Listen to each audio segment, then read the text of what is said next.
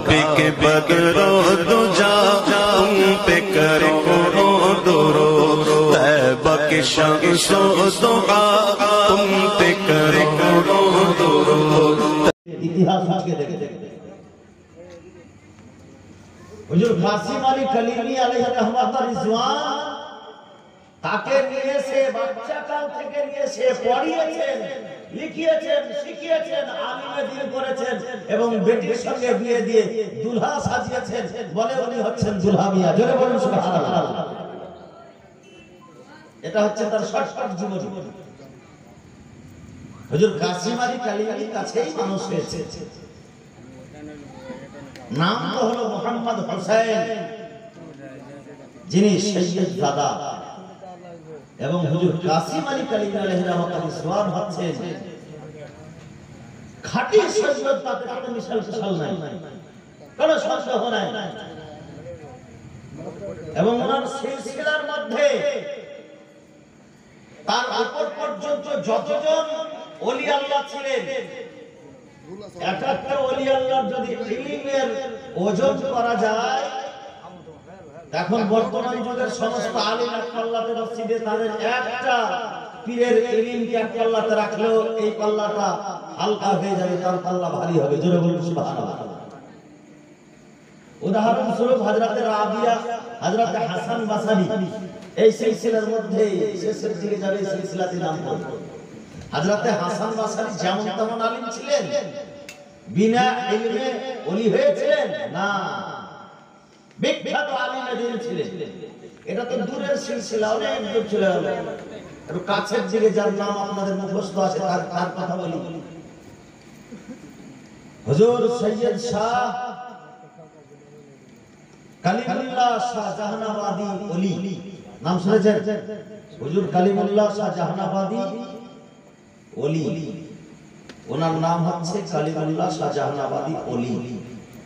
এই কালিমুল্লাহ শাহ জাহানাবাদী ওলি নিজের যুগের মুজাদ্দিদ ছিলেন। জোরে বলুন সুবহানাল্লাহ। মুজাদ্দিদ কাকে বলে জানেন? আল্লাহু আকবার। মুজাদ্দিদ তারাই হবে যারা আরবি ভাষার পক্ষানুপক্ষভাবে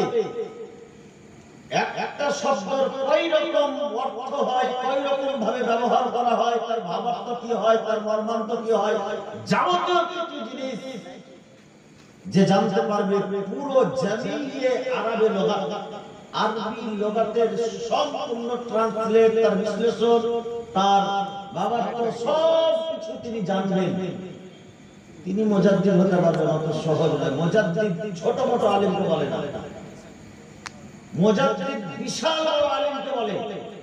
যেমন 14 শতাব্দীর মুজাদ্দিদ হচ্ছেন আলা হযরত, আর উনি হচ্ছেন 11শো শতাব্দীর সম্ভবত মুজাদ্দিদ। হুজুর কালিমুল্লাহ শাহ জাহানাবাদী আলাইহি রাহমাতুর রিজওয়ান কোন সিলসিলা? এই চিশতি সিলসিলা। কালিমুল্লাহ শাহ জাহানাবাদী থেকে চিশতি সিলসিলা মুজাদ্দিদ। কেমন মুজাদ্দিদ ছিলেন, কেমন আলিমে দিন ছিলেন, যে সেই যুগে আওরঙ্গজেব বাদশাহ ছিল মুজাদ্দিদ, বিশাল বড় আলিম। তো হুজুর কালিমুল্লাহ শাহ জাহানাবাদীর কাছে মাঝে মাঝে যেতেন মাসলা মাসাইলের আলোচনা করার জন্য। জোরে বলুন সুবহানাল্লাহ। তো ওলি আল্লাহ বিনা ইলমে হওয়া যায় না, তার জন্য আলিম হওয়াটা অপরিহার্য, আলিম হওয়াটা ফরজ, আলিম হওয়াটা জরুরি। আজকে আমরা উরস মুবারাকে এসে বসেছি, বিরাদরান ইসলাম, কিছু কথা শিখবো, কিছু কথা জানবো মনে করে। এই উরস মুবারাকের যারা পূর্বপুরুষ, যারা এই সিলসিলায়ে আহলে বেহেশতের যারা যোগ্য বিজ্ঞ ভারপ্রাপ্ত ওলি, যাদেরকে আমরা অনুকরণ করছি, যাদেরকে আমরা মেনে চলছি, যাদেরকে আমরা মানছি, যাদের কথা অনুযায়ী চলছি, তাদের মধ্যে হচ্ছেন একজন হুজুর কালিমুল্লাহ শাহ জাহানাবাদী আলাইহি রাহমাতুর রিজওয়ান। এই বিরাদরান ইসলাম, এখন বর্তমান যুগে, প্রেজেন্ট যুগে যা অবস্থা হয়েছে, সুবহানাল্লাহ, বলাটা খুব জরুরি। যে আমরা আমল ছেড়ে দিয়ে শুধু মুহাব্বতের রাস্তায় নেমে পড়েছি, যে ভালোবাসলেই সাত আগুন মাপ। এটা একেবারে ভুল ধারণায় আমরা ফেঁসে গেছি। আজকে আমরা এই কথা বলে দেওয়াই আমরা আমাদের পূর্বপুরুষ ওলিদের অস্বীকার করছি। আচ্ছা, এখন বর্তমান যুগে হুজুর মাসউদ আহমদ কালিমি চিশতি উল কাদরি মাদ্দাজিল্লাহু নুরানি বা হায়াত আছেন, ওনাকে যদি ভালোবাসি আর ওনার আব্বা জানের কোনো কথা যদি অমান্য করি, ওনাকে ভালোবাসা হবে? একদম ছোট ছোট উদাহরণে ক্লিয়ার করে দিচ্ছি, বুঝিয়ে দিচ্ছি, শুনেন। জীবনে সব জায়গাতে কাজে আসে, এমনকি কবরে, হাসরে, পুলিশারাতে সব জায়গাতে কাজে আসে, দুনিয়াতেও আর আখিরাতেও। আমি ওই মৌলভী সাহেব নয় যে আপনাদেরকে স্টেজে বসে বসে জান্নাতের টিকিট ধরিয়ে দেবো, নেন ভাই জান্নাতের টিকিট, চলে যান জান্নাতে। এতটুকু পাওয়ারফুল আল্লাহ পাক আমাকে করেনি ভাই। আর যারা খুব সহজে জান্নাতের টিকিট দিতে পারে তারা খুব মিষ্টি হয়ে থাকে, যারা পারে না তারা একটু কড়া হয়ে যায়। উর্দু ভাষায় একটি প্রবাদ বাক্য আছে, মিঠা মিঠা হাফ হাফ, করওয়া করওয়া থু থু। বিরাদরান ইসলাম উদাহরণ দিলাম, হুজুর মাসউদ মিয়ার দিওয়ানা মাসউদ মিয়ার কথা অস্বীকার করছি, মাসউদ মিয়াকে ভালোবাসা হবে না। বেটাকে ভালোবাসছি, বাপের কথা অস্বীকার করছি, মানা হবে না। আজকে এই সিলসিলা যেখান থেকে চলে এসেছে, এই কালিমী সিলসিলা, শুনে রাখুন, জেনে রাখুন, আজকে আমরা এই কালিমী সিলসিলা পেতাম কি পেতাম না, একমাত্র হুজুর কালিমুল্লাহ শাহজাহানাবাদের জন্য পেয়েছি। কোন আলিমের দিন কোন মায়ের লাল বলতে পারবে না যেটা ভুল কথা। কারণ যে সেই সময় এমন পরিস্থিতি হয়েছিল, এই সিলসিলা ডুবেই যেত। এই মুহূর্তে হুজুর কালিমুল্লাহ শাহজাহানাবাদী নিজের আমল প্রচেষ্টায়, নিজের মেহনতের জোরে এই সিলসিলাকে তারও তাজা করেছেন। একখানা দুইখানা নয়, 30 খানা কিতাব লিখেছেন হুজুর কালিমুল্লাহ শাহজাহানাবাদী, জোরে বলুন সুবহানাল্লাহ। 30 খানা কিতাব লিখেছেন, যাকে আল্লাহ তাবারক ওয়া তাআলা মারিফাতি জ্ঞান দিয়েছিল, তরিকাতি জ্ঞান দিয়েছিল, হাকিকাতি জ্ঞান দিয়েছিল, শরীয়তি জ্ঞান দিয়েছিল, সমস্ত কিছুর জ্ঞানের ধারক ও বাহক ছিলেন হুজুর কালিমুল্লাহ শাহজাহানাবাদী, জোরে বলুন সুবহানাল্লাহ। আমরা ওই সিলসিলার অন্তর্ভুক্ত, আমরা ওই সিলসিলার ওলিকে মানি, ওই সিলসিলার পীরকে মানি, বিরাদরান ইসলাম। আর ওই সিলসিলার কথাকে আমাদেরকে মানতে হবে, নচেত আমরা সিলসিলাকে অমান্য করলাম। আপনারা হয়তো কিতাব পড়ছেন না, আপনাদের ইমাম যাকে রেখেছেন অবশ্যই সে কিতাব পড়ে, আর কিতাব পড়ে মুফতি হয়েছে বলে ওকে ইমাম হিসেবে রাখা হয়েছে। ও যদি কিতাব পড়তে না জানে, ওকে রাখা যাবে না ইমাম হিসেবে। আপনারা না পড়েছেন, আপনি তাকে গিয়ে জিজ্ঞাসা করুন, জানুন।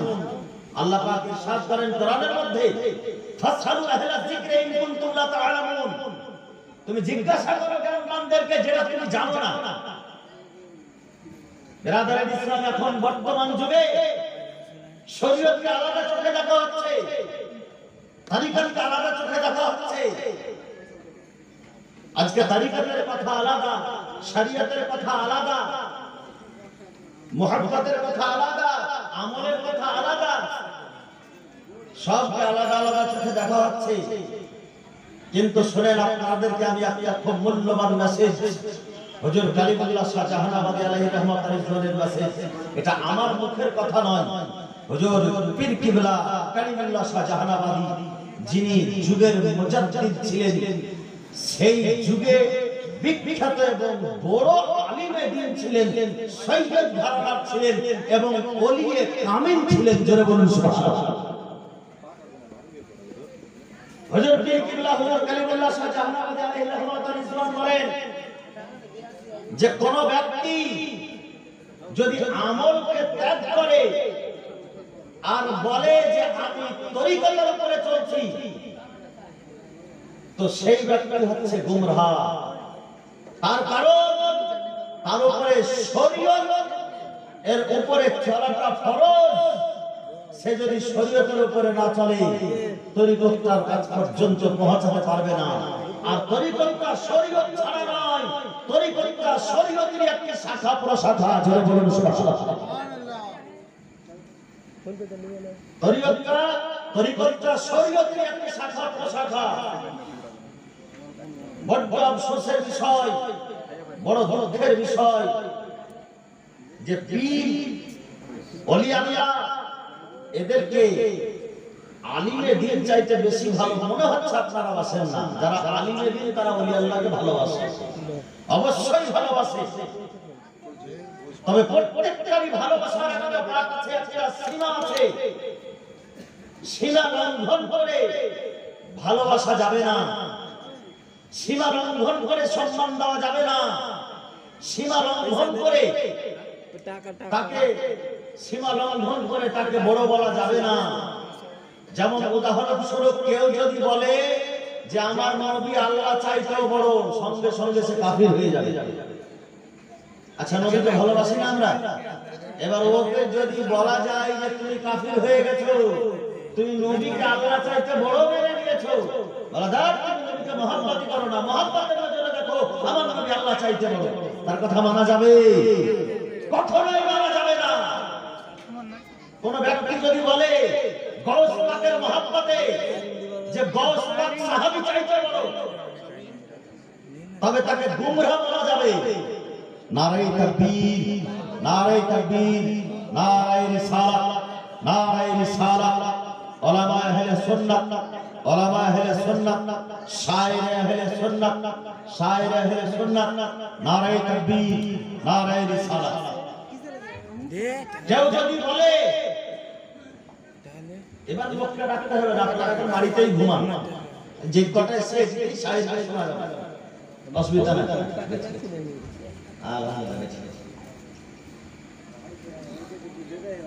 কেউ যদি বলে যে গৌসে পাক আবু বকর চাইতে বড়, উসমান ও ওমর চাইতে বড়, তার কথা মানা যাবে না, সে গুমরাহ। সে যদি বলে তাকে ফতোয়া দেওয়া যায় তুমি গুমরাহ, সে যদি বলে তুমি